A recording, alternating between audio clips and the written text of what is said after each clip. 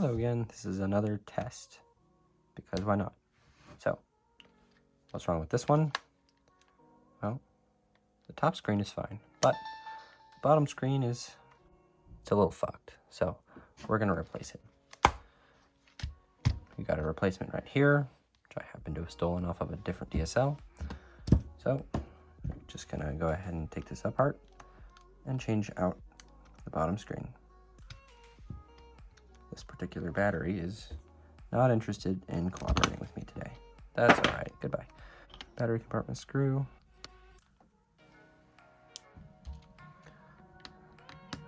We're gonna remove all of the Phillips first. It's just how I choose to do it.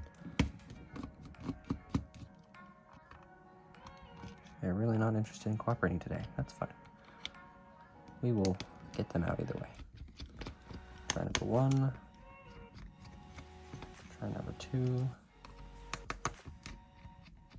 Try number 3.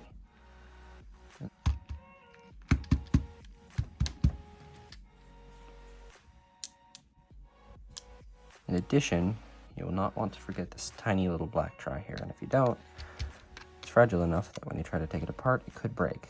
So make sure you get this guy as well. It's kind of easy to forget. Next, it's time to take this off. All right. Set that aside and kind of grip these and pull them out for the bottom screen. Technically, you don't really need to remove this black wire here, as long as the motherboard isn't going very far and has enough slack. But what you want to do is unplug.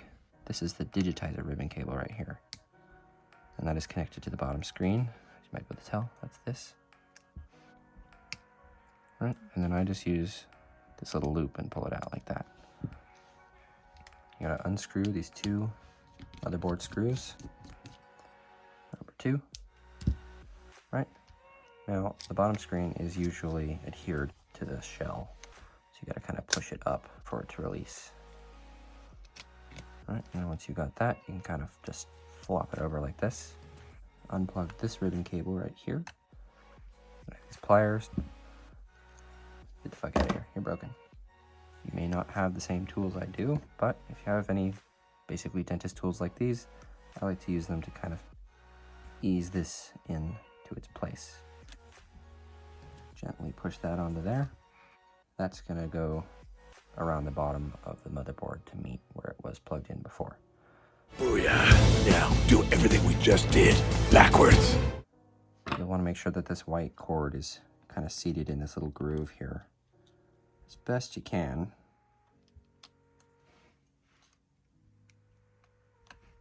Then just let the bottom screen kind of drop into its place. We're going to make sure that this white cord is doing what it's supposed to do, so you may be able to see. I'm just going to push it down into its little groove here. I'm going to gently use these pliers. These are tweezers. Try to gently push this in to its little slot without bending it too much. Then just gently push that back down.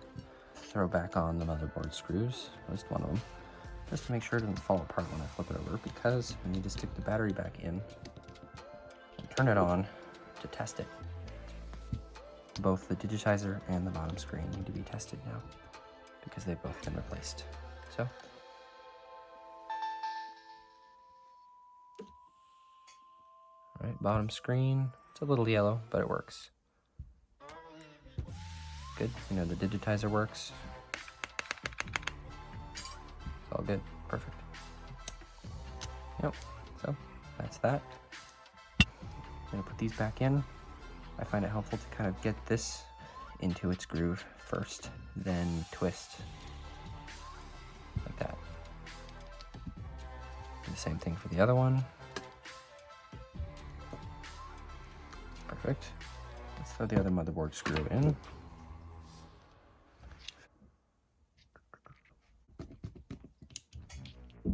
Everything looks plugged in correctly, so we're going to throw the bottom back on.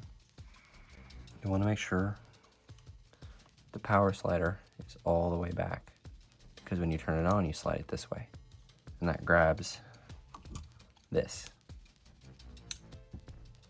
If you put it in wrong, then when you slide this, it'll break off this fragile little plastic piece, and you won't be able to turn the board on. Don't ask me how I know that. So this guy's all the way back. This guy is all the way that way. Just gonna angle it carefully. Flip her over. Then I'm gonna put all the Phillips back in.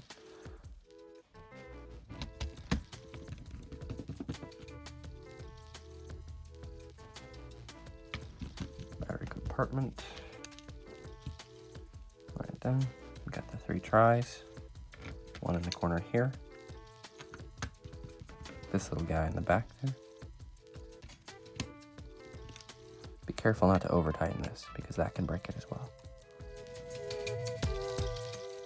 Throw the little feet back on.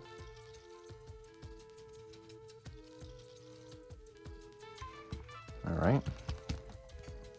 Put this in.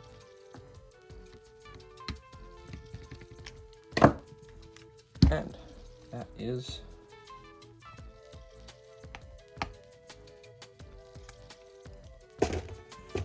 a finished product.